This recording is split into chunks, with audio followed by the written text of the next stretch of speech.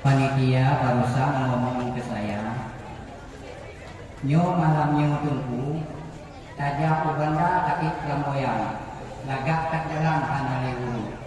Nyampat kursi kali kamu sediakan, menyokuluat badan silakan itu.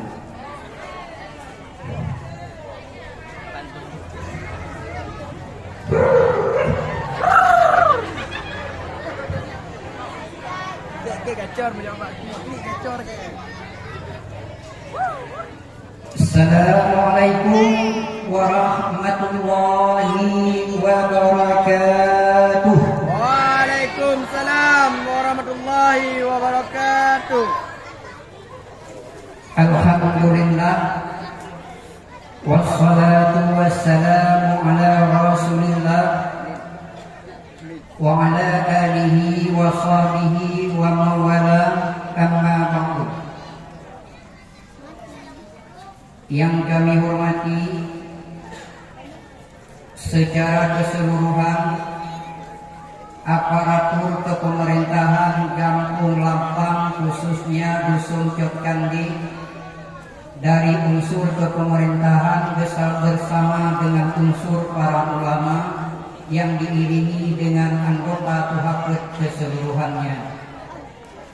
Berikutnya penghormatan istimewa kepada panitia dan pemuda yang telah bekerja keras keringat, banting tulang, mengeluarkan tenaga, memikirkan uang demi untuk kelancaran dan kesuksesan acara pada malam hari ini.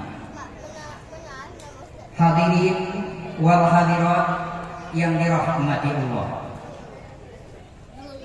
puji bersama syukur marilah sama-sama kita panjatkan kehadirat Allah yang telah memberikan kesempatan dan kesehatan kepada kita semua, sehingga pada malam yang berbahagia ini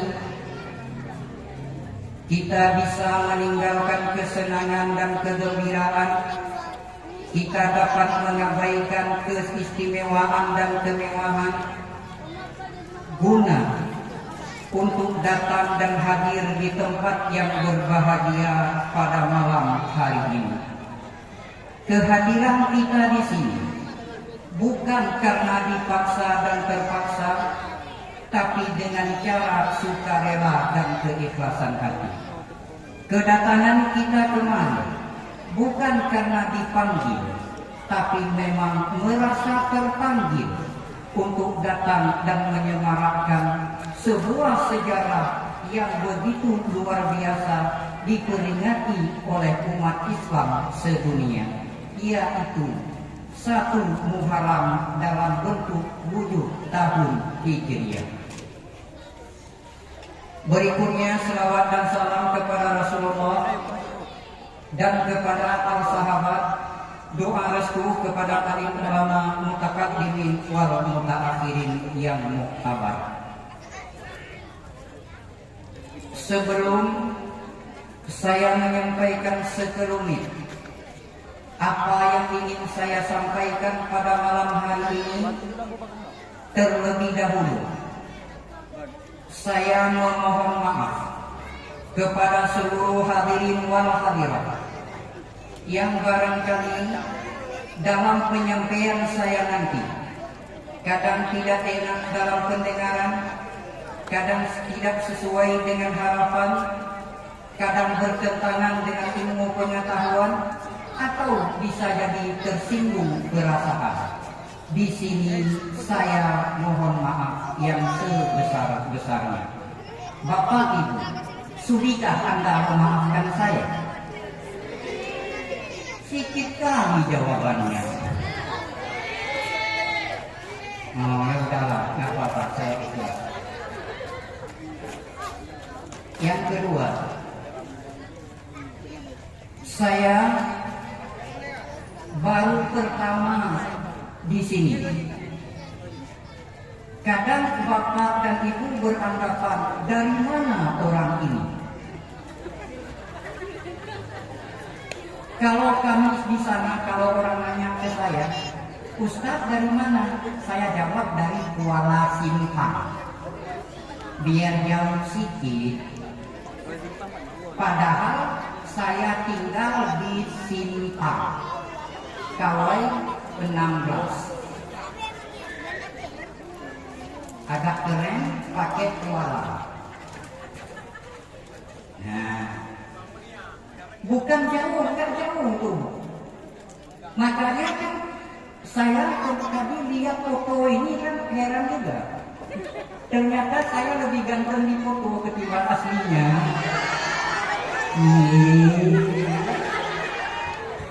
Nah, makanya saya nggak heran kenapa orang banyak minta foto saya. Rupanya itu rahasianya. Nah, sebenarnya saya lahir, perkenalkan diri dulu. Biar ada rasa ikatan batin di antara kita bersama. Emangnya nggak boleh? Nah, saya lahir di Penaga, Pasi. Kebetulan saya nikah ke Simpang Kawai 16. Di mana ketemunya Ustaz? Di Nurul Falah. Kami sama-sama ngajar di Nurul Falah, kemudian terjadilah pertemuan, timbulah benih-benih cinlok.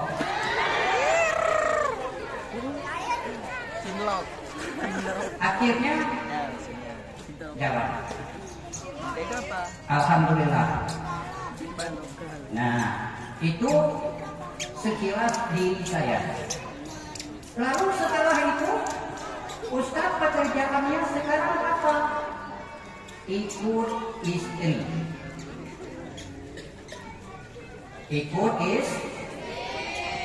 Kemarin istri saya di Darul Makmur. Saya ikut ke sana. 2018 istri saya ke acara, saya ikut lagi. Memang kerjanya harus ikut istri, iya. Ibu ujung sana ngomong, Ustaz, istri itu kan jodoh, betul. Kalau jodoh takkan kemana? Iya. Tapi ingat Bu, jodoh takkan kemana? Jika dibiarkan akan kemana-mana.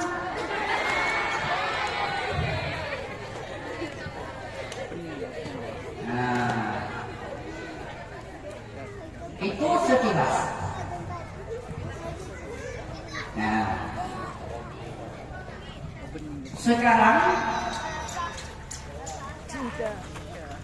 mengingat keadaan waktu yang serba sempit, dalam peringatan 1 Muharram pada malam hari ini, saya akan menyampaikan sekelumit apa yang terjadi dan apa yang terkandung di dalam bulan Muharram itu. Kita kenal bulan Hijriah atau yang disebut juga dengan bulan Masehi itu sama-sama 12 bulan. Masehi 12 bulan dari Januari sampai Desember. Hijriah 12 bulan dari Muharram sampai Zulhijjah. Tapi istimewanya di dalam bulan Hijriah ada 4 bulan yang disebut dengan bulan kurun. Maka kali tadi berkata arba'atul hurum. Ada 4 bulan di sana. 3 bulan bergantian, 1 bulan agak terpisah. Tapi itu bukan pembicaraan kita pada malam hari ini. Kita sudah berada 1447 Hijriah. Artinya kita sudah masuk selangkah lagi, umur kita bertambah untuk 1 tahun ke depan. pertanda kematian sudah semakin mendekati. Begitu melangkah ke depan, mati semakin dekat. Begitu melangkah ke depan, maut semakin menjemput. Hari ini kita ditandai dengan hadirnya 1 Muharram kemarin Jumat. Berarti usia kita sudah menginjak 1 tahun bertambah ke depan. Kenapa Muharram ini begitu dimasmurkan?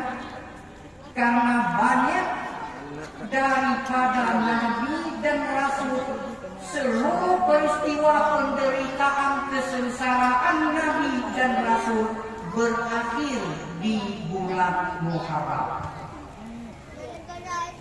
Berakhir di bulan Muharram, terutama 10 Muharram.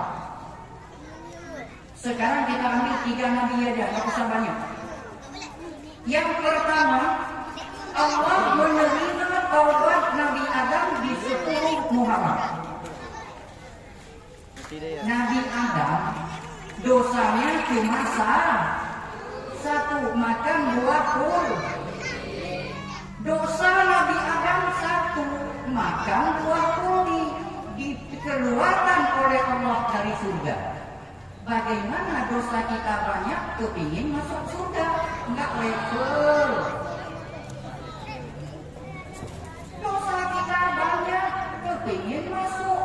Nabi Adam dosa 1 dikeluar, nggak nyambung. Nah, maka untuk mencapai surga itu Islam mengajarkan kita.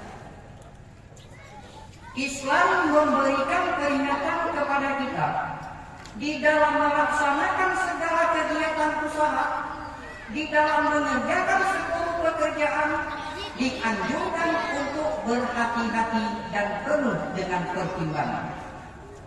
Maka salah seorang penyair Arab mulai berkata, "Fita anis salama wa fil ajalatin nadam." Di dalam sikap hati-hati akan mengandung keberhasilan, sementara sikap terburu-buru akan berujung dengan penyesalan.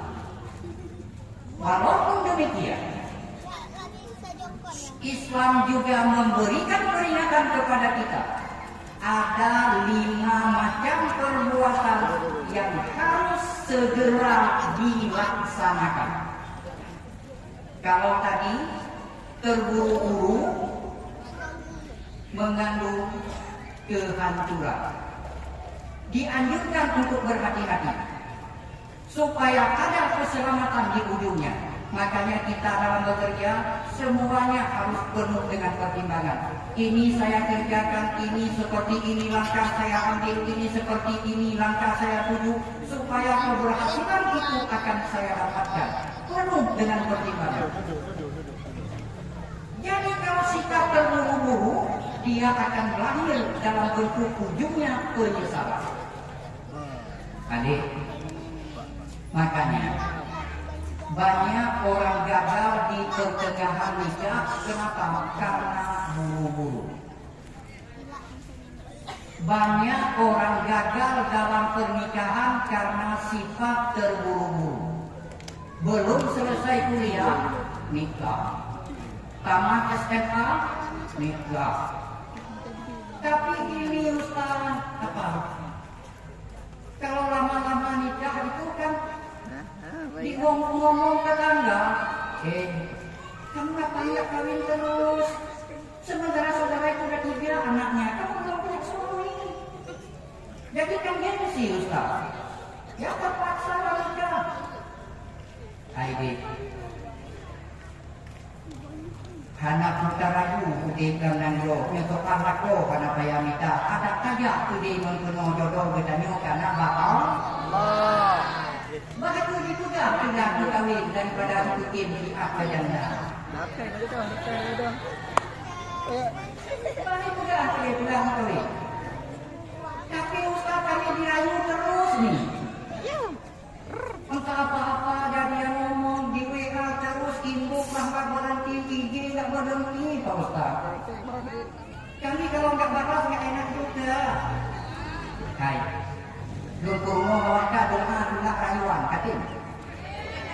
rayu dia makan baca ruangan. Iyo rayuannya. Yang menolongnya. Nyo karena kedua pakai alhamdulillah mustajabah rumahnya. Tapi tiga pun menyodor pun kan juga. Sekali doang harus bisa. Begitu lagi kita dirayu di setengah nafasku ada pada dirimu. Aku tak bisa hidupkan kamu. Aku tak berikan kau biarkan siapapun yang akan menyakiti dirimu. Aku janji akan bahagiain kamu. Please ya. Baca rayuannya.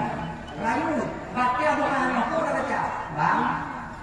Baca inam karena tidak menjaga akhlak madani. Ini betul itu negara. Panjang saja. Bang aduk lagi. Ya.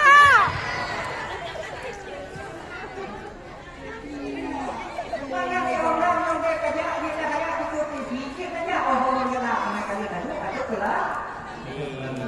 Jika orang pada mereka yang kamu dapat angkat ini yang ketiba harap menurut cara baca itu itu pak oli. Apa pelajaran ini? Mama Yang ada nikah aja bisa cerai pada kalau kepelaminan dia mikir dulu lah. Coba sasar aja. Mohon maaf kalau dengan berarti namamu kudokir. Selesai urusan. Makanya sikap terburu-buru tidak perlu. Penuh dengan pertimbangan, buat keyakinan, pikir matang-matang baru melangkah ke sana. Itu satu. Maka Islam memberikan jalan kepada kita supaya setiap usaha yang kita kerjakan, segala perbuatan yang kita lakukan harus penuh pertimbangan dan hati-hati supaya tidak menyesal di kemudian hari. Namun Islam mengatakan ada 5 perbuatan yang harus disegerakan. Apa itu? Salah satu di antara 5 taubat. Kenapa taubat harus disegerakan? Karena tidak ada manusia yang tidak berdosa di muka bumi ini.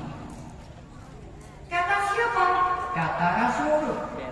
Kullu bani Adam kata wa khairul qata'ina tawwabun. Setiap manusia itu punya kesalahan. Sebaik-baik orang bersalah melakukan taubat. Itu paling baik manusia. Kesalahan yang kita lakukan belum tentu aman. Kesalahan yang kita laksanakan itu barangkali terlalu besar. Kenapa taubat kita ada abaikan? Padahal taubat adalah penghapus daripada dosa yang sudah kita kerjakan. Apa kata Allah? Walladzina idza fa'alu fahishatan aw zalamu anfusahum. Orang-orang yang sudah terlanjur berbuat kekejian dan menganiaya diri mereka sendiri. Entah berapa lama dirinya ditenggelamkan dalam perjudian. Entah berapa banyak minuman keras yang sudah masuk melalui kerongkongan.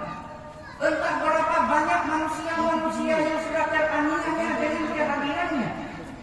Atau bisa jadi dia menganiaya dirinya sendiri. Zakarullah.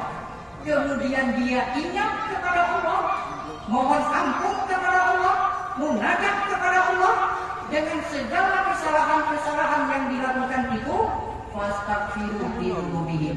Allah pasti akan mengampuni dosa-dosanya. Itulah Allah.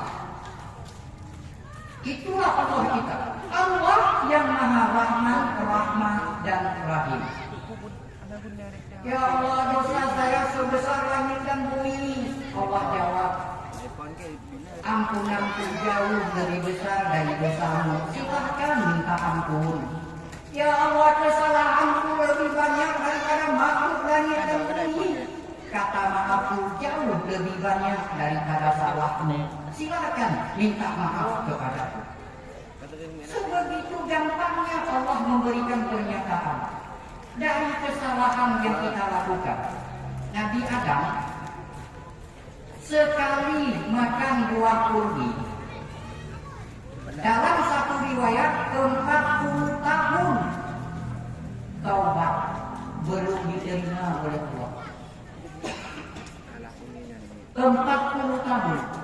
tiap hari, tiap saat.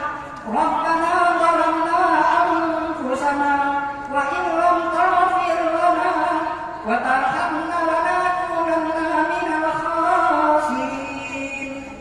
Itu istighfar Nabi Adam. Tiap waktu, tiap saat bermohon kepada Allah. 40 tahun baru diterima taubatnya oleh Allah. Tangisan Nabi Adam tidak pernah reda. Bahkan di dalam kitab Kasyful Laibah dikatakan air mata Nabi Adam itu bisa menjadi sungai. Begitu banyaknya air mata Nabi Adam menetes memohon ampun kepada Allah. Sehingga air mata itu diminum oleh burung-burung. Semua burung datang meminum. Apa kata burung? Enak sekali air mata Nabi Adam ini. Manis rasanya. Adam berkata, ya Allah, burung itu ngejek saya ya Allah. Katanya air mata saya ini manis. Apa kata Allah? Betul Adam, air matamu itu manis. Maka untuk untuk melestarikan, untuk mengabadikan air matamu ini Adam, saya buat 2 macam benda. Adik-adik tahu nggak? Air mata Nabi Adam itu sekarang masih ada atau enggak? Enggak ada. Ibu, ia mata Nabi Adam engkau naik walau? Boleh. Tapi beliau naik apa gimana? Oh, jatuh. Nah, ada mau lah. Tuh, aku mau mencapai ia mata Nabi Adam. Cuma ada yang dikatakan lagi. Tapi di negara barang. Apa barangnya? Allah robah air mata Nabi Adam 2 macam barang. 1 cengkeh, 2 kulit manis. Di pulau kata gurun. Maka di pulau lawangnya lamure di kulit mana yang lamure sedikit. Padahal kawatnya berdua. Ya. Baru diterima taubat Nabi Adam di 10 Muharram. Pak, kita ini tidak terbebas daripada dosa. Karena iblis sudah bersumpah mempertaruhkan keagungan Allah. Kita tidak akan pernah dibebaskan. Wa izzatika ya Rabbi, kata iblis. Demi keagunganmu wahai Tuhanku, la azalu ahli bani Adam madamat arwahum fi ajsadihim. Saya tidak akan membiarkan manusia untuk berbuat baik kepadamu ya Allah walaupun sesama. Saya tidak akan berhenti menggoda, merayu, membujuk manusia supaya dia menjadi teman baik saya di dalam neraka. Selama arwah mereka masih berada di dalam badan, selama dia masih hidup, kami tetap mengganggu dan membujuk mereka supaya mereka menjadi pengikut kami dalam neraka. Makanya di mana ada kebaikan, di situ ada iblis. Di mana ada orang berbuat baik, di situ diganggu oleh iblis. Kalaulah ada dari bapak-bapak yang tumbang peng punya obat masjid, kita pegang ke bawah rumah. Nah, saya barusan ngambil pensiunan. Kita semuanya ke masjid kalau hadirin barang 5 juta. Kata istri, nggak usah dulu lah ya. Mendingan beli karpet. Datang malam. Nggak usah dulu, mendingan kita ke sana. Datang lagi bermalam. Kadang-kadang kita udah mau berbuat baik, ada bisikan lagi. Kenapa? Iblis tidak akan pernah berhenti membujuk kita. Iblis tidak akan pernah berhenti merayu kita jika kita melangkah kepada kebaikan. Dan iblis itu paling tidak senang. Ini adik-adik santrinya. Iya, alhamdulillah, pantasan. Wajahnya luar biasa. Yang pulang kakalang bagi patat dari yang di Cina mata detuk pakaian detuk sedati sampai hari ini artis Jakarta.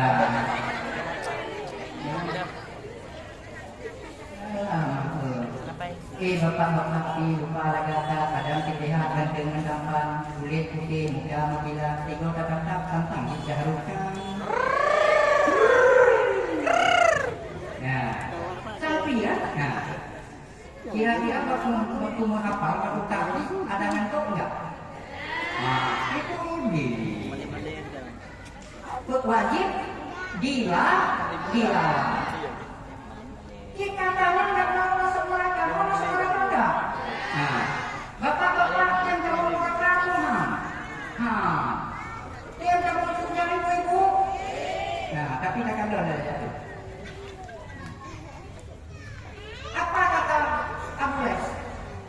Ya. Apa kata Abu? Idda'aitum najata minan nar wa ramaitum fiha. Kamu proklamirkan dirimu, kamu katakan kepada orang banyak, kamu sebut-sebut dirimu takut dengan neraka. Kamu tidak mau masuk neraka karena siksa. Kamu tidak mau masuk neraka karena pedih. Kamu takut dengan neraka. Tapi sayangnya waramaitum fiha, kamu lemparkan dirimu ke dalam neraka. Dengan cara apa? Lempar diri kita dengan cara pakaian, lempar diri kita dengan cara pergaulan, lempar diri kita dengan menggunakan makanan, lempar diri kita dengan kebudayaan tradisi. Itu semuanya melemparkan diri kita. Kita takut kepada neraka, tapi diri kita jerumuskan ke dalam neraka. Bukankah itu sebuah kebohongan, ucapan tidak sesuai dengan perbuatan? Kita akui nggak mau masuk neraka, tapi kerja kita ke neraka. Itu yang paling menyakitkan. Kita hindari neraka, kata-kata kita menghindar neraka, kerja kita masuk neraka. Pakaian kita pakaian memanggil ke neraka. Pergaulan kita pergaulan mengarah ke neraka. Makanan kita makanan menjerumuskan kita ke neraka. Budaya dan tradisi yang kita kembangkan menjurus kepada budaya neraka. Ini hari ini kita budayakan peringatan 1 Muharram. Apa kata tadi panitia? Kenapa tahun baru Masehi kita habis-habisan? 2 bulan sebelum tahun baru kita udah punya rencana. Ayah, kita mau kemana tahun baru ini? Bapak, kita mau kemana tahun baru ini? Mas, kita mau kemana tahun baru ini? 2 bulan lagi belum masuk tahun baru, rencana sudah matang. Bukankah itu mengundang sebuah budaya yang kurang menguntungkan untuk kehidupan kita? Kenapa kita tidak rendah di tahun baru Muharram kita adakan apa? Ini tahun baru Muharram kita buat apa? Ini tahun baru Muharram kita lomba apa? Bukankah itu sebuah keuntungan yang mendidik anak-anak kita bahwa Muharram adalah bulan Islam penuh dengan sejarah dan perkembangan? Tapi itu kita abaikan. Tujuhlah.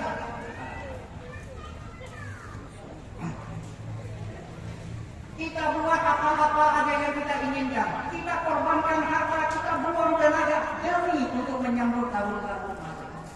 Tapi kita abaikan tahun baru kita sendiri. Nah, ini yang menyakitkan. Maka saya katakan tadi, kita berkoar-koar, kita menyebut-nyebut di depan orang banyak, enggak mau masuk neraka. Pakaian kita tampilkan ala neraka. Pergaulan kita praktekkan ala neraka. Rumah tangga yang kita hidupkan hidup neraka. Bagaimana kita bisa menghindar dengan neraka? Begitu juga sebaliknya. Kita akan mengurangi. Kita semua berharap ingin masuk surga. Kita semua berharap mendapatkan fasilitas surga. Tapi walau tak malunya, kita tidak mau mengamalkan amalan surga. Azan di masjid panggilan jamaah itu undangan surga, kita tidak mau datang. Majelis taklim dibuka rata minggu di sini, itu undangan surga, kita tidak mau pergi. Gotong royong di dalam desa adalah panggilan surga, kita tidak mau datang. Santunan anak yatim undangan surga, membantu fakir miskin undangan surga, membantu keagamaan undangan surga. Kita tidak mau menghadiri dan memberikan apa yang diinginkan oleh surga. Bagaimana surga mau menerima kehadiran kita?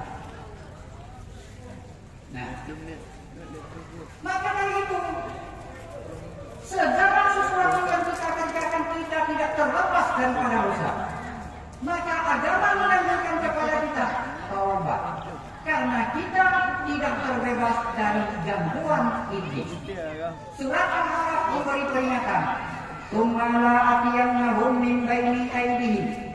Iblis akan datang menemui manusia melalui arah depan. Jika dari arah depan iblis gagal, wa min khalfihim, iblis akan masuk melalui jalan belakang. Dari jalan belakang tidak berhasil, wa an aymanihim, iblis akan terobos melalui jalan kanan. Dari jalan kanan iblis tidak mampu, wa an syama'ilihim, iblis akan tusuk melalui jalan ini. Depan belakang, kiri kanan, atas bawah, kita dalam lingkaran setan. Bagaimana kita bisa lepas dari para dosa? Maka Allah menjawab proklamasi iblis. Apa kata Allah? Wa jalali wa izzati ya mal'un. Demi kemuliaanku, kata Allah, demi keperkasaanku, kata Allah, wahai iblis terkutuk, sekalipun kamu rayu anak Adam untuk berbuat maksiat, sekalipun kamu goda anak Adam untuk masuk ke dalam dosa, tapi ingat iblis, aghfiru lahum mastaghfiru, saya pasti akan memberikan ampunan untuk mereka selama mereka mau minta ampun. Gampang hidup. Berarti Allah tidak akan pernah menutup ampunannya. Allah tidak akan pernah menutup pintu maafnya selama kita masih mau meminta ampun dan memohon maaf.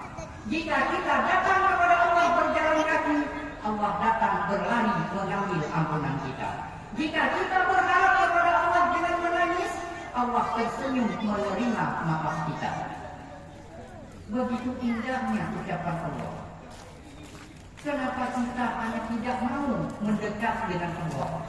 Kita disibukkan dengan segala urusan, kita disibukkan dengan segala pekerjaan, sehingga kita lalai dan lalai menjauh dan menjauh, terutama dari Allah dan dengan agama kita sendiri. Ini yang terjadi di dalam kehidupan kita. Padahal Allah membuka ampunannya untuk orang yang salah, tapi orang yang salah seolah-olah tidak tahu salah. Allah membuka maafnya untuk orang yang bersalah, tapi orang bersalah seolah-olah dia tidak pernah salah. Buktinya tak mau minta maaf. Maka dosa kita semakin menumpuk dan menumpuk. Padahal hadis qudsi dikatakan, la yahmiluhul khataya hatta mala'atis sama. Sekalipun dosamu wahai manusia sebesar langit dan bumi, tsumma nadimtum, kemudian kamu menyesal dengan perbuatan-perbuatanmu, kemudian kamu insaf dengan kesalahan-kesalahanmu, fataballahu alaikum, Allah menerima taubatmu. Bukankah gampang untuk memohon ampun kepada Allah? Bukankah gampang untuk mencari kata maaf dari Allah? Tapi itu sulit dilakukan oleh manusia karena pengaruh iblis masih berkeliaran di dalam dirinya. Maka dari itu, segala sesuatu yang berbentuk dosa segera bertaubat. Taubat Nabi Adam baru diterima oleh Allah 10 Muharram. Bagaimana dengan kita? Kalau kita berkaca kepada sejarah, Nabi kita Muhammad orang baik atau bukan? Baik. Nabi kita Muhammad ada dosa atau enggak? Tidak. Nabi kita Muhammad itu orang banyak ibadah atau bukan? Tapi Nabi kita walaupun beliau tidak berdosa, walaupun beliau adalah ahli surga, beliau tidak pernah berhenti beribadah. Dalam hadis yang diriwayatkan oleh Aisyah, bahkan Rasul salat malam sampai bengkak kaki beliau. Malahan Aisyah sendiri berkata begini, Pak. Begitu Aisyah bangun, Nabi masih salat. Tapi beda Pak salat kita dengan salat Nabi. Nabi mohon izin dulu kepada istrinya. Begitu Nabi mau salat tahajud, Nabi mohon izin dulu kepada istrinya. Aisyah, ya Humairah. Siapa panggilannya? Humay. Kalau bahasa kita sekarang ayam bebek. Nah, kan? Saya mau ibadah. Kamu ada perlu enggak? Kalau Nabi ngomong kamu ada perlu ke istrinya dengan mikir kemana-mana. Memang perlu itu cuma satu. Minta izin dulu Nabi ke istri mau ibadah. Ya Rasul, silakan ibadah, kata Aisyah. Rasul mulai ibadah. Begitu Aisyah terbangun, Rasul masih salat. Begitu Aisyah bangun, Rasul masih sudah dalam keadaan salat. Bangun yang ketiga, Aisyah mendekati Rasul. Ya Rasul, Anda kan Rasul Allah. Iya. Surga sudah ditanam, betul. Fasilitas sudah diberikan, iya. Masuk surga gratis, iya. Emangnya ngapain ibadah banyak-banyak ya Rasul? Cukup. Apa kata Rasul? Jawaban Rasul sangat sederhana. Apalah uhibbu an akuna abdan syakur. Aisyah, alangkah indahnya jika Allah menyebut saya adalah hamba yang bersyukur. Ibadah yang saya lakukan ini Aisyah tidak sebanding dengan nikmat yang diberikan Allah. Rasa syukur yang saya kerjakan saat ini Aisyah baru setimpal dengan kasih sayang Allah diberikan kepadaku. Maka ibadahku belum cukup untuk menebus semua itu. Itu keindahan kata-kata Rasul. Padahal Rasul kurang apa? Fasilitas surga sudah diberikan. Dosa sudah mendapat jaminan ampunan. Surga masuk secara gratis tanpa bayaran. Tapi Rasul tidak pernah berhenti ibadah. Sementara kita surga belum tentu kita dapatkan, fasilitas masih jauh dari harapan. Di padang mahsyar belum tentu aman, malahan dosa yang sudah nampak dalam kenyataan. Masih aja kita berleha-leha, berlalai-lalai tanpa memikirkan masa depan yang hakiki. Mengejar masa depan yang duniawi. Kita habiskan waktu untuk bekerja, kita habiskan tenaga untuk berbuat, semata-mata kadang-kadang lupa dengan kewajiban. Allah kita abaikan, agama kita tinggalkan, sujud nggak sempat, gara-gara mengejar sebuah yang namanya dunia.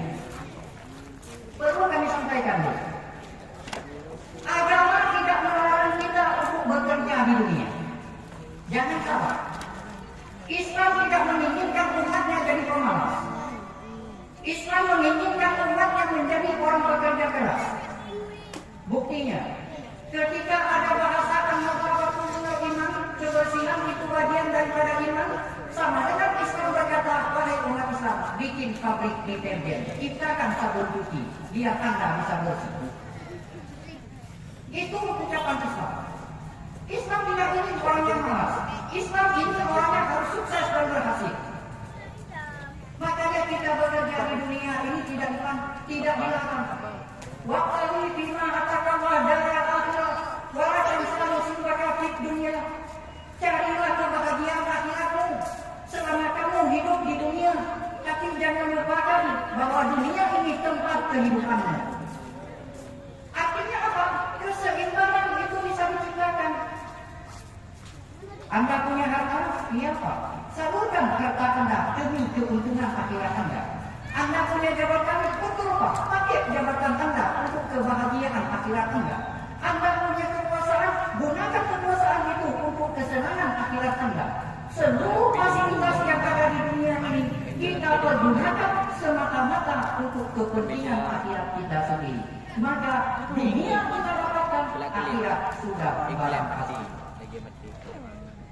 Bukan mengejar dunia, tinggalkan akhirat. Maka ada saya jumpa itu kata-kata akan indah kata-katanya. Kata uang berkata, carilah aku, abaikan segalanya, engkau menemukanku. Masa depan juga bisa berkata, kejarlah aku dengan sekuat tenagamu dan abaikan semuanya, engkau bertemu denganku.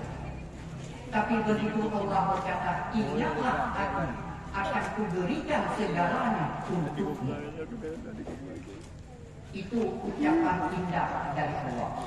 Indahlah aku, kata Allah, dan aku akan cukupkan segala kebutuhanmu. Maka Al-Quran memberikan penjelasan, wa'mu ahlaka bisolati wastamir alaiha wa la nas'alu rizqa nahnu narzuquka. Ajak keluargamu, ajak anakmu untuk melaksanakan ibadah salat. Setelah itu bersabar dalam berusaha. Allah tidak menanyakan berapa rezeki kamu dapatkan. Kenapa? Nahnu narzuquka, karena kami yang memberikan rezeki. Ini dibandingkan dengan surat Al-A'raf. Ya ahlal qura amanu wattaqu la fatahna min barakatis samawati wal ardh. Jika seluruh penduduk dusun Jogja ini beriman dan bertakwa kepada Allah, maka Allah akan bukakan keberkatan di langit dan keberkatan di bumi. Keberkatan yang ada di langit sekian lama Allah simpan, Allah turunkan ke desa ini. Keberkatan yang ada di bumi sekian lama Allah pendam, Allah pancarkan ke muka bumi di desa ini. Dengan catatan penduduk desa ini amanu wattaqu, gampang mencari rezeki Allah. Nah, kita disibukkan seolah-olah uang itu adalah segala-galanya. Uang itu bukan segala-galanya, tapi segala-galanya pakai uang. Wow. Uang bawa segala penyakit sembuh pakai uang, tidak dibawa. Banyak orang mati karena uang. Uang membawa masalah. Banyak masalah selesai melalui uang. Makanya cari uang. Cari uang. Tapi yang agama tidak ingin, jangan gara-gara berusaha Allah kamu lupakan, agama kamu tinggalkan, kewajiban kamu lalaikan. Itu saja. Nah, maka apa? Ibu, surah Jumat mengajarkan secara faiza kudiyatis salat fantasiru fil waqtahu min fadlin. Nah, apa itu? Jika kamu sudah selesai melaksanakan ibadah salat, salat dulu. Fantasiru fil ard, sing-singkan dengan bajumu, ayunkan langkahmu, waqtahu. Cari rezeki yang ditabur oleh Allah. Kapan? Setelah salat.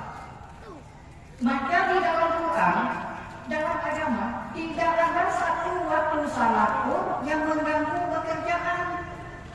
Subuh belum selesai, belum ada orang turun ke lapangan kerja, waktu subuh sudah sampai.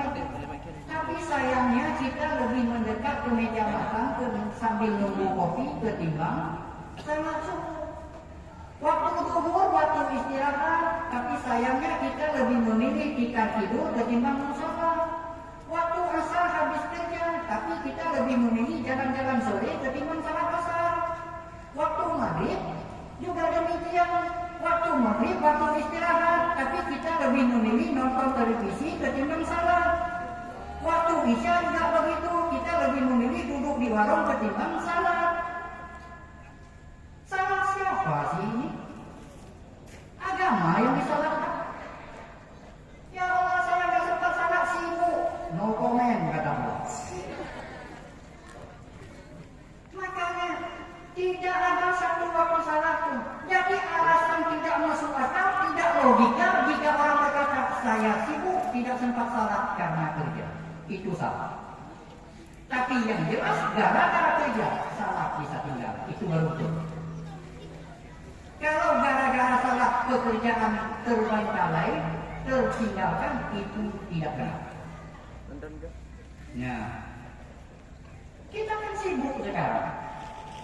Dari pagi keras keringat, banting tulang, kerja keras, malam dijadikan siang, siang dijadikan malam, kepala dijungkir balikan, kaki ke atas, kepala ke bawah, demi mendapatkan harta. Tapi kok setelah harta itu didapatkan mau dikemanakan sih? Apa yang lebihnya? Ini Pak ya, saya sedikit cerita nanti ayubnya. Nabi Ayub itu termasuk orang terkaya. Betul, betul adik-adik. Nah, ahli ibadah lagi. Suatu hari datang iblis menghadap Allah. Ya Allah, ada apa? Ayub itu rajin ibadah lantaran kau berikan harta. Coba kau miskinkan dia ya Allah, pasti berhenti ibadah. Oh enggak iblis. Ayub itu hamba-Ku yang ikhlas. Saya tahu siapa Ayub. Enggak ya Allah, coba saja. Boleh kami coba? Kata iblis. Silakan iblis. Inilah iblis. Lain dengan Allah, lain kerja. Nah kalau ada yang lain ucapan, lain pekerjaan, nah itu iblis Nabi Ayub. Begitu sampai dapat izin dari Allah, binatang ternak Nabi Ayub dimusnahkan, kebun Nabi Ayub dibinasakan, ke anak Nabi Ayub dimatikan oleh iblis. Datanglah iblis menghadap Ayub. Saudara Ayub, ya, lagi ibadah ya? Iya. Nyembah Allah, betul. Kamu tahu nggak Ayub? Tak tahu lah. Tak tahu. You tahu tak? Tak. Rupanya iblis ini iblis Malaysia kayaknya. Nah. Tuhan yang kau sembah itu Ayub sudah membuat miskin kamu. Apa iya? Iya. Binatang ternakmu dibinasakan, sawah ladangmu dimusnahkan, anakmu dimatikan. Sekarang kamu adalah orang yang paling miskin Ayub. Ngapain si Ayub nyembah Tuhan yang kayak gituan? Apa iya iblis? Anak saya binasa? Iya. Kebun saya habis? Betul. Binatang ternak saya sekarang tidak ada lagi? Memang. Saya orang yang paling miskin? Iya. Apa kata Nabi Ayub? Alhamdulillahilladzi a'tani wa akhadha minni. Iblis, semua yang saya miliki itu adalah pemberian Allah dan Allah yang mengambilnya. Apa urusannya dengan saya? Itu pandangan Nabi Ayub terhadap harta. Maka kenapa demikian? Nabi Ayub merasa harta itu cuma titipan, bukan hak milik. Kalau kita merasa harta itu adalah hak milik, maka di saat kehilangan kita akan menyakitkan. Tapi ketika harta itu kita anggap sebuah titipan, ketika yang menitip mengambilnya, tidak ada masalah bagi kita. Kekecewaan tidak akan pernah timbul. Gagal iblis di situ, Nabi Ayub disakiti sampai tinggal tulang dan kulit. Seluruh istri Nabi Ayub meninggalkan Nabi Ayub, kecuali istri tua. Istri tua. Makanya apa? Bapak nggak perlu ragu kalau kami 3, kami 4 silakan. Kalau bapak sakit istri tua tetap setia menanganimu. Mau nggak mau? Mohon maaf, hanya berhasil. Gagal. Nah, Siti Rahma yang tinggal 1. Kata Nabi Ayub, Rahma, kamu mohon maaf pakai wadah nama di situ. Rahma, kenapa kamu nggak pergi meninggalkan aku? Saya orang istri-istri yang lain sudah semua ninggalin aku. Kenapa kamu nggak ninggalin aku, Rahma? Nah, katanya kan, apa kata Rahma? Apa kata Rahma? Kata Rahma begini. Yo peneturi dan dua cinta padu yang dibahagia bagaikan raja dan ratu. Longkah bersumpah demi Allah kau cintaku, andong pertinggalan sangko antro kadeu. Ya betul ya Rahma. Ibu-ibu udah jadi punya bapak ada. Ya biarin boleh, bukan yang itu. Nah, tapi apapun keinginannya Bu, suami adalah di atas segala-gala. Walaupun ibu punya kalian entah kasih, entah kabar, entah apapun di sana tuh bawahan dengan tunjuk kiri kanan, tapi di rumah suamimu tidak boleh diperlakukan seperti itu. Dia tetap suamimu. Huwa innama huwa jannatuki wa naruki. Mereka di sana bisa jadi surga atau bisa jadi neraka buatmu. Makanya surga suami, surga istri di bawah telapak kaki suami. Pernah dikasih surga? Belum, alhamdulillah. Jangan minta surga. Anak dia anak keluar berapa hati? Ya, kira-kira surga apa itu Allah mendapat. Nah, tapi walaupun demikian, apa juga begitu, Pak? Mereka ini adalah orang-orang pilihan. Kulikal mar'atun min tilak. Perempuan itu diciptakan dari tulang rusuk yang bengkok. Tugas suami luruskan tulang rusuk yang bengkok itu. Jika suami meluruskan tulang rusuk yang bengkok itu dengan paksa, maka suami akan binasa. Jika suami membiarkan tulang rusuk yang bengkok itu tetap membengkok, maka dia akan melilit Anda ketika dia menjadi jelek. Maka wajar pada rumah tangga suami ditunjuk kiri kanan oleh istri. Paham? Ija, karite, ija adalah, bodoh nak kau jatuh. Kali lah, ya, kemana? Garam aku nampak. Itu yang unik dari rumah. Karena tulang rusuk yang bengkok rumah jadi kecil dan dibalut betul. Maka di awalnya bek itu memang membalutnya. Ya. Tapi hati-hati meluruskan balik. Kita luruskan dia dengan pasal. Dia cari pelindung lain yang cukup baik. Nah, apalagi ilmu penyakit ini pelakon. Mencari pelindung lain di mana dia merasa aman, di situ dia berada. Karena kenapa kita tidak bisa meluruskan dia? Kita paksa lurus sehingga dia patah dan dia berpaling dari kita. Perpalingan itu adalah menyakitkan. Kalau kata kita sakitnya tuh di sini. Makanya keakuran kenapa Ayub dan Siti Rahmah bisa akur? Sakitnya Nabi Ayub luar biasa. Rahmah bersedia menjaga dan merawat siang malam. Kuncinya mereka saling pengertian, saling memahami, saling menyayangi, saling mencintai. Makanya adik-adik saya berharap jangan menggantungkan harapan kepada yang tidak bisa diharapkan. Kenapa? Karena hanya berakhir dengan sebuah upaya. Apa itu upaya? Upaya apa? Kau dulu ngomong. Potong aja. Kenapa jangan berharap kepada yang tidak bisa diharapkan? Karena berakhir dengan upaya. Apa upaya? Penantian panjang yang sia-sia.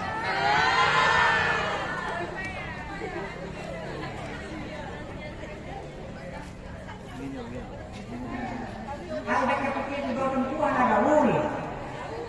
Nah, ibu. Penantian panjang yang sia-sia. Nah, maka di dalam rumah tangga saling mencintai, saling memahami, saling pengertian, saling kasih sayang itu adalah modal utama untuk kebutuhan rumah tangga. Dan itu termasuk rumah tangga Nabi. Nya Nabi Adam.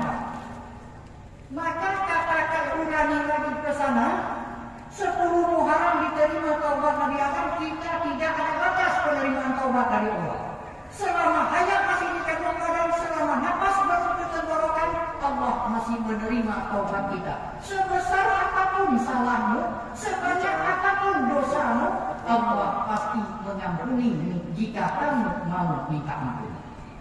Itu peristiwa Adam. Yang kedua, peristiwa Nabi Nuh. Nabi Nuh judul Nabi Nuh, ya, Nabi Nuh kita tahu asal mula nama Nabi Nuh itu Syakirin. Nabi Nuh dakwah 800 tahun. 800 tahun Nabi Nuh berdakwah dapat pengikut 80 orang. Pertanyaan kita, sekolah mana yang bisa buka 10 tahun siswanya 1? Pesantren mana, pimpinan pesantren mana yang mau bertahan 10 tahun santrinya 1? Pimpinan partai mana yang mau bikin pemilu 10 tahun yang nyoblos 1? Lo bikin udun kayaknya. Lo tak yuk. Tapi nyoji ada YouTube bernyum. Ya teman apa dia? Oh kotak namanya. Hanya juga apa dong no kotak namanya. Kan dengar ada ini anak kotak mau. Oh nah, izin anak kotak mana? Oh nah, nah jadi kita ada juga ujungnya. Uang sumbangan dari edaran kotak malam ini 515.000.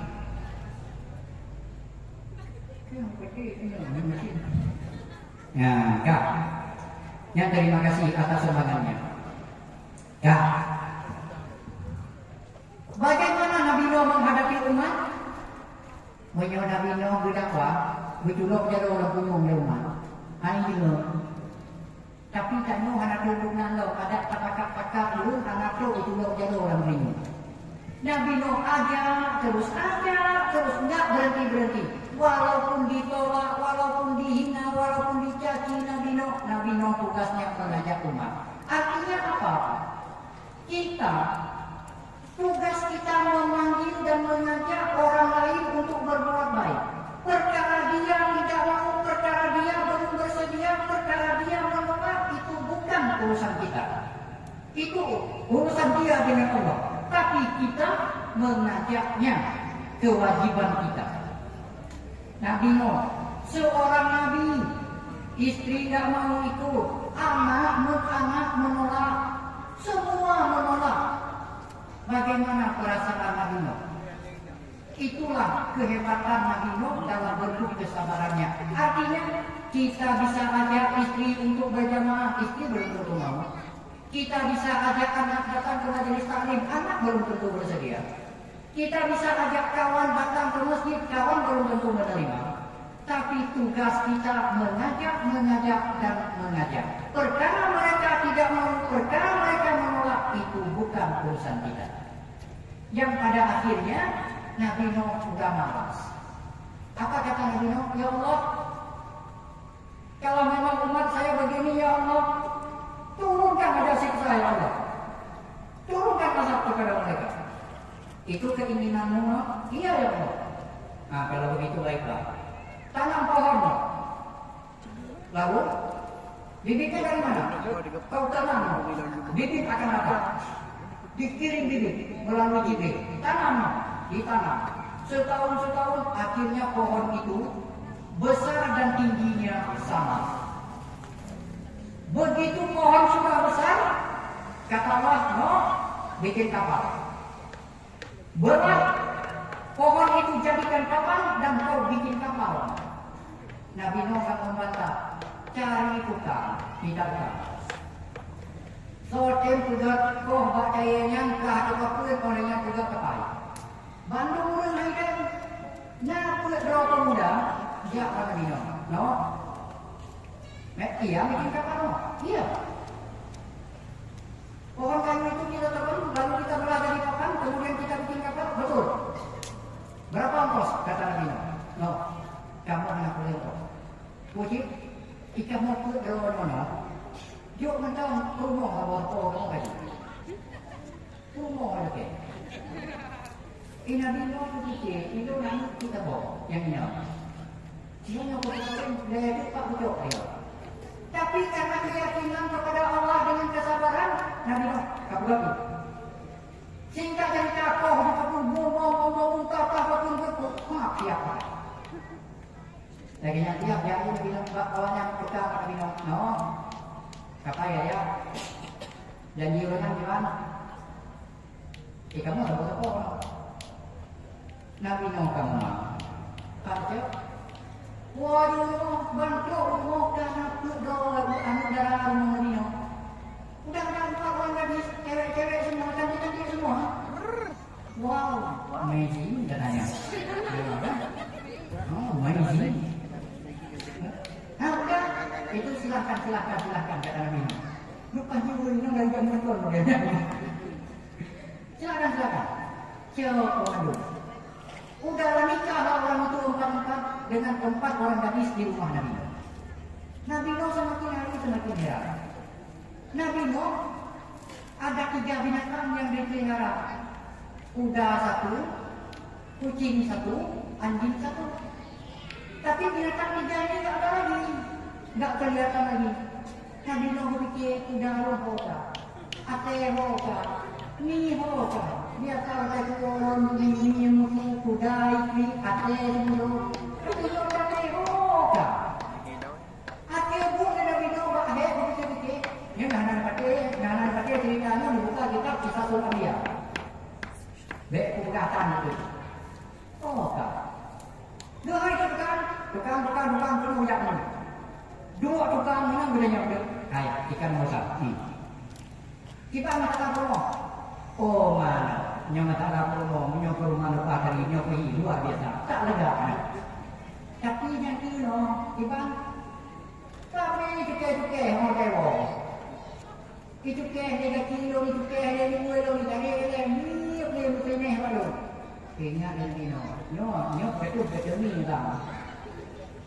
Nyo bet mi ke kena pun ni no.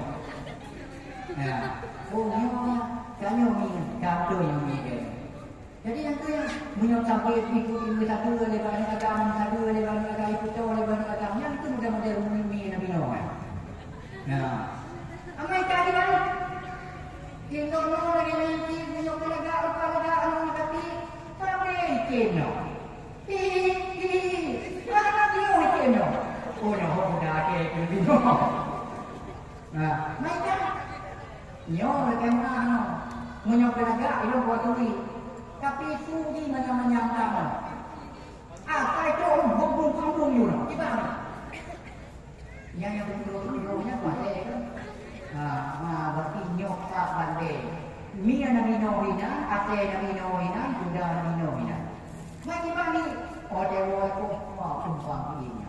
Oh mai nak kalau mana punya 24 kalau mau 50 macam berarti boleh kuat. Yang menyolat apa kemudiannya? Tapi menyolat hanya apa mentapa apa dia?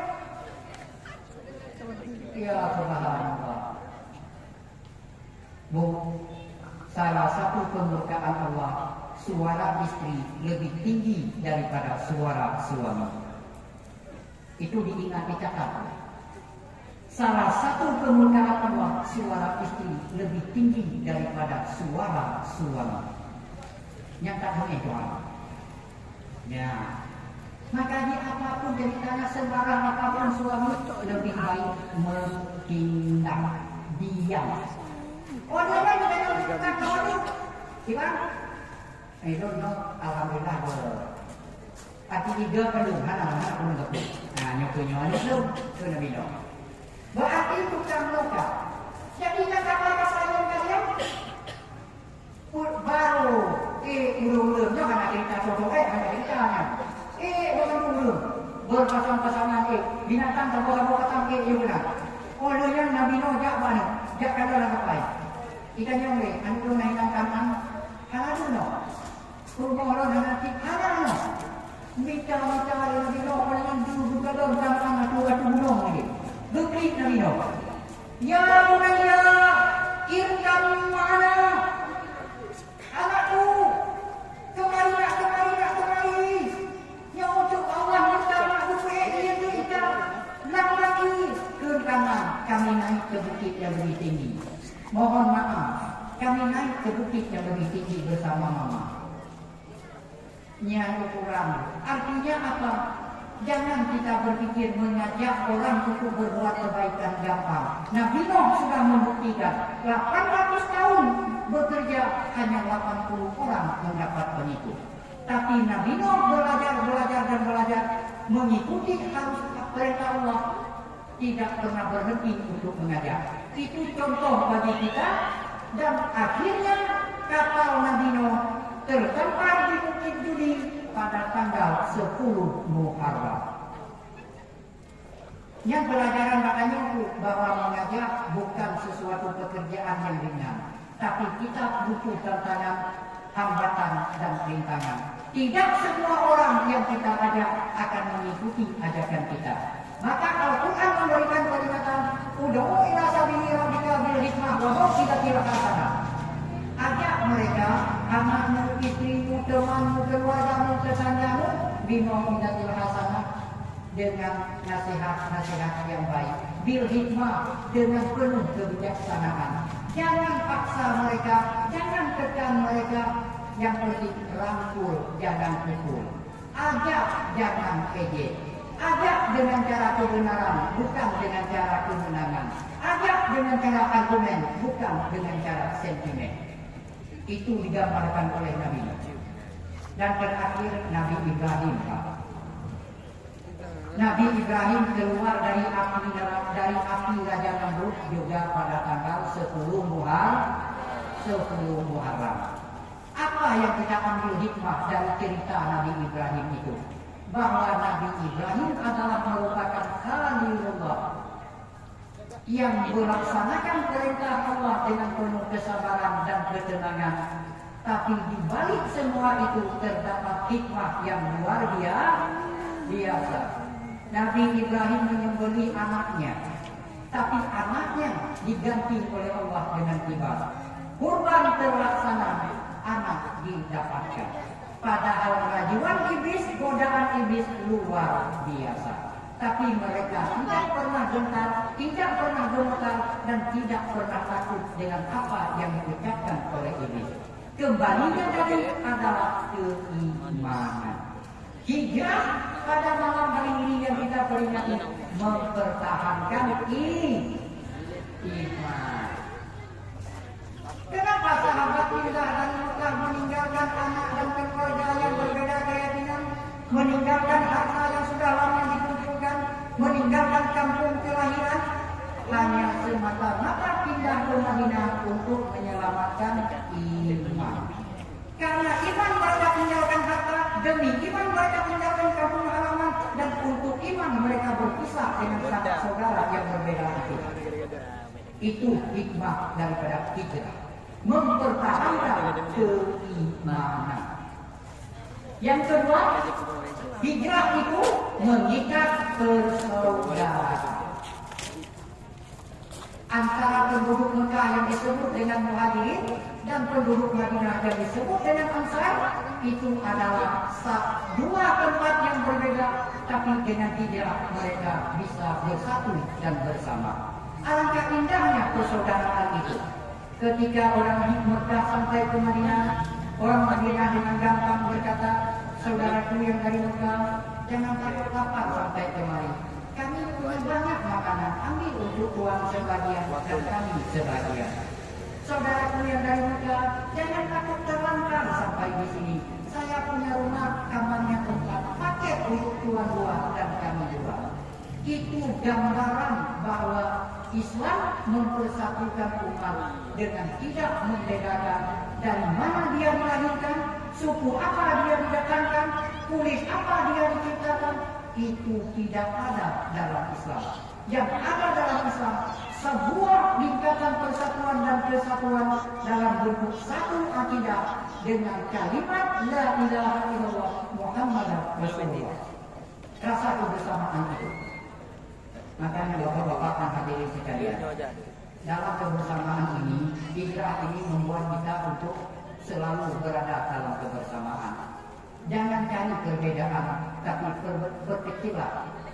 Jangan terbesar perbedaan, tapi perkecil itu kesalahpahaman. Ciptakan rasa kebersamaan. Kita tidak butuh siapa dia, bagaimana dia, tapi yang kita butuhkan adalah kerjasama di antara kita. Saya yakin ini berkat kerjasama yang baik malam hari ini terwujud acara seperti ini. Saya yakin berkat kerja keras kita semua, penduduk semua, terutama di Sulsel kali dengan kerjasama pasti berhasil ini. Ini buktinya pada malam hari ini. Ini dilengkap, ini betul-betul lengkap. Ini itu kan ini nak belum muda. Nah, yang main bola kerjasama saling berlagak dalam percontohan kerjasama dengan. Yang main bolanya kesebelasan. Urung di Sigaro 11 orang, ada back, ada kiper, ada gelandang, ada stopper, ada kapten, ada kiri luar, ada kanan dalam, ada striker penyerang. Itu mereka semuanya berbeda tempat, posisi tidak sama, tapi kerjasama mereka, bola mereka cukup indah. Mereka tidak memikirkan tempat anda di mana, posisi anda apa, tidak terpikir oleh mereka. Yang dipikirkan bagaimana orang-orang yang akurat, bagaimana kerjasama yang baik supaya kesebelasan mereka bisa menang. Itu kehebatan bola. Seandainya saja di dalam sebuah desa kebersamaan itu seperti kerjasama bola, saya yakin desa akan muncul menjadi papan atas di dalam sebuah tempat kejadian. Pasti. Karena kita tidak bisa hidup tanpa orang lain. Kita tidak bisa bergerak kalau tidak bersama orang lain. Sekecil apapun pekerjaan kita. Bu, ibu kalau nggak ada orang lain bisa hidup nggak? Nggak. Sekarang saya mau tanya, ketawa kerja atau bukan? Tertawa kerja atau bukan? Kerja. Tanpa orang lain, ibu mau ketawa? Nggak mau. Nah. Kem menjauh bu kayak bicara apa? Nyentuh kem. Nawur kem di luar. Baca macam. Tapi jangan dino nak ada. Tak ulang hukum yang kesini. Bukan dia. Ini mana? Bagaimana? Nah, kita begini kan mana? Ya. Artinya sekecil apapun pekerjaan kita butuh orang lain. Makanya posisi kita mencari orang lain. Ciptakan rasa kebersamaan. Kita cerita bola tadi kan. Itu Lionel Messi. Kenapa bisa hebat? Ada orang lain. Kenapa bisa hebat seorang Lionel Messi? Ada orang lain. Ada Pedro, ada Iniesta, ada Puyol, ada Dani Alves, ada Musafi. Baru hebat seorang Lionel Messi. Madrid, berapa hebatnya Cristiano Ronaldo? Baru hebat Cristiano Ronaldo jika ada Pepe, Ozil, Kakak, Sergio Ramos, Marcelo, ada lagi Casillas. Itu baru paten Cristiano Ronaldo. Perkara bikin gol siapa saja boleh. Perkara nomor bola yang penting. Makanya sebuah desa akan bentuk jika kerjasama di dalamnya terbentuk seperti kerjasama bola. Tok begini gede, tok gede, tok gede. Yang penting kerjasama itu ada seperti yang diciptakan oleh Nabi ketika kerjasama kita di dalam hijrah dari Mekah ke Madinah. Disinilah lahir ucapan Nabi, kulluhum bani Adam min turab. Setiap manusia itu berasal dari tanah, dari Adam. Wa Adam min turab, dan Adam berasal dari tanah. Tidak ada perbedaan antara Arab dan yang bukan Arab kecuali takwa. Biar lahir keturunan ningrat, kalau dia maksiat tetap neraka. Biar lahir keturunan rakyat, kalau dia taat tetap berada dalam surga. Agama tidak membedakan dari mana dia dilahirkan, suku apa dia didatangkan, bahasa apa dia bicarakan, dan dari mana asal kelahiran. Tidak ada perbedaan dalam agama. Itu inti daripada hijrah kita pada malam hari ini. Nah, makanya dulu mungkin macam yang betul malamnya karena waktu yang sudah tersempit dan yakin awak yang dihayal di Geringo kayaknya pun ada penuh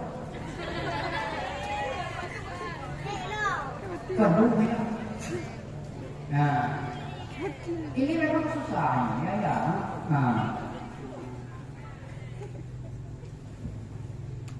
Nah, kan yang mau buka ada.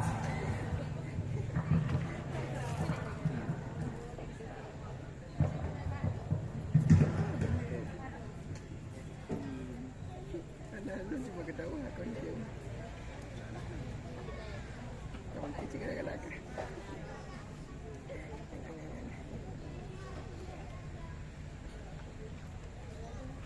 Nah, nah baru. Tapi ini panitia kecil. Kenapa? Karena saya kan mobil jalan, butuh bensin. Orang ini mobil rusak, dulu senang mendengar anak biar aku. Ya. Tapi walaupun demikian, mungkin bapak-bapak dan ibu-ibu dengan mengingat waktu yang serba singkat, saya berharap pada hari ini, pada malam hari ini, kita yang hadir semua di sini, jadilah Anda sekalian lampu simpan strom. Apa itu lampu simpan strom? Jangan jadi seperti lampu ini, karena lampu ini jadi seperti lampu ini kerugian yang paling besar. Bagaimana indahnya lampu simpan strom? Apa lampu sekarang disebut dengan lampu emergensi ya? Lampu emergensi. Walaupun arus sudah diputuskan, strom sudah tidak dialirkan, PLN sudah dimatikan, dia tetap memberikan sinar kepada si pemiliknya, kepada tetangganya, kepada anaknya, dan kepada istrinya. Karena walaupun PLN sudah mati, strom tidak ada lagi, arus sudah diputuskan, dia masih menerangi dan bersinar di sekelilingnya. Itu harapan saya pada malam hari ini. Walaupun penceraman sudah meninggalkan pentas, tidak ada lagi bersama kita di sini. Kamu dia berangkum, awaknya tinggal hidup adat dia, awaknya bukit dalam simpan itu. Roh macam keingat, macam kebayang, macam dia berbubut yang gerget bertelur sudah punya. Tapi saya punya lagi orang punya, awaknya lagi orang punya. Lagi yang PNN mati belum di mana ni? Lagi yang bio PNN ada bukan nyokon PNN malah menjintai. Ini PNN betul. Lagi yang betul arus malamnya assalamualaikum jumpa ada petang awaknya dia assalamualaikum dulu. Maka berbau. Nyo macam yang kali kedua dia panitia. Sebegitu banyak pengorbanan panitia. Tapi apa yang disampaikan oleh Tuku tidak berbekas sedikit pun di hati Anda. Bukankah itu sebuah kerugian? Tapi jika Anda mengamalkan apa yang disampaikan, jika Anda kerjakan apa yang diperintahkan dengan ceramah-ceramah yang barangkali ada manfaatnya untuk Anda sekalian, itu adalah orang-orang terbaik. Mudah-mudahan para hadirin sekalian adalah lampu emergensi, lampu simpan petrol yang bisa mendatangkan manfaat untuk orang lain, untuk tetangga, untuk teman, dan untuk keluarga dengan apa yang dialirkan arus dan strom pada malam hari ini oleh penceramah.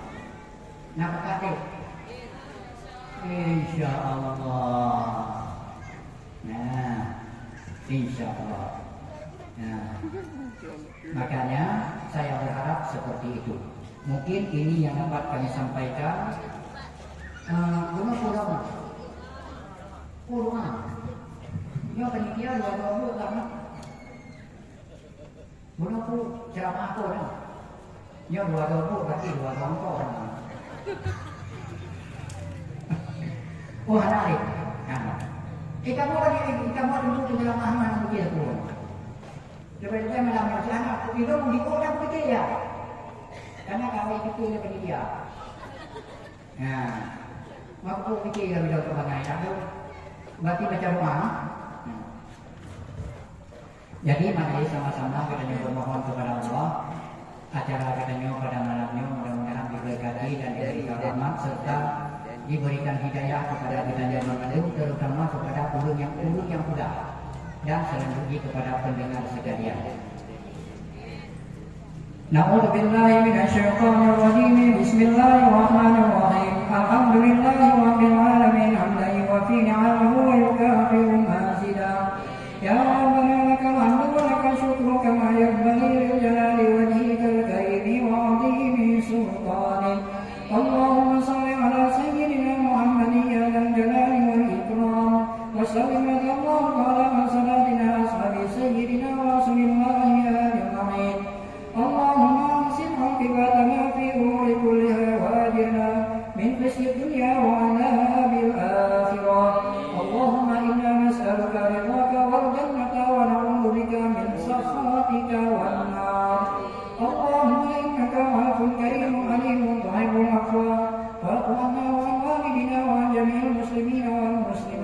والمؤمنين والمؤمنات برحمتك يا أرحم الراحمين اللهم أنزل رحمة ونعمة وسلامة والمغفرة وقوة والصحة والبركة والعافية والنور والهدى والتقى علينا وعلى أهل المسلمين والمسلمات يا الله يا خير المنزلين اللهم اغفر لنا ذنوبنا ولوالدينا وارحمنا كما ربيانا صغيرا ولجميع المسلمين والمسلمات والمؤمنين والمؤمنات برحمتك يا أرحم الراحمين ربنا من أزواجنا وذريتنا قرة أعين واجعلنا للمتقين إماما ربنا استجب دعاءنا واشف مرضنا وارحم أمواتنا يا الله يا رب العالمين ربنا آتنا في الدنيا حسنة وفي الآخرة حسنة وقنا عذاب النار وصلى الله على سيدنا محمد وعلى آله وصحبه أجمعين والحمد لله رب العالمين. Jadi Bapak Ibu sekalian, inilah yang dapat kami sampaikan pada malam hari ini. Lebih dan kurang seperti yang kami katakan tadi, kami mohon diperbanyak maaf. Sekali lagi, saya tiap hari bolak-balik dari sana ke Melabu, hampir tiap hari. Ada rumah Honda, ada muka Honda, warung kadang-kadang berjalan. Menyokkan kadang-kadang nanti tiap jalan, kadang nanti tiap-tiap jalan menuturi dia nanti. Boleh dipanggil. Nggak usah takut, nggak apa-apa. Tapi ada istri Ustaz, nggak masalah. Karena istri saya bukan pencemburu. Nah, memang bermolo yakin, bermolo hitam. Tapi hitam manis, dulunya hitam manis, sekarang manisnya udah ambil, tinggal hitam manis. Nah, hitam manis dulu ya. Nah, tapi walaupun di Menanggu, hitam-hitam si dia gayam Cina, tajam sirgam, tajam bakalon. Betak bermolo kulit hitam, tapi di dalam lagi melolong. Nah, daripada putih-putih, sebelah putih, dan tumbak bintik ke ayam renang, terkadang semua lagak sama putih, tapi hati lagi ada galau. Nah, jadi Pak, dia tegur dengan masalah. Kalau kadang dia kumpul-kumpul pada jalan macam itu, dia tegur. Nuhoi juga anak-anak pun takut. Ya, karena lu hadir ini bukan sebagai kamu, tapi sebagai saudara. Saya datang di sini bukan sebagai tamu, tapi sebagai saudara. Anda adalah saya adalah Anda.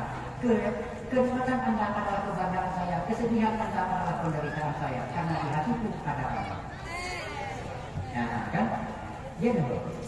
Nah, mungkin yang macam yang dapat belum saya sampaikan, lebih dan kurang kami mohon maaf. Bu Kilian, Guru Cendrawasih, cukup sekian, terima kasih.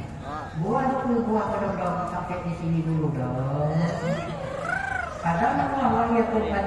Assalamualaikum warahmatullahi wabarakatuh.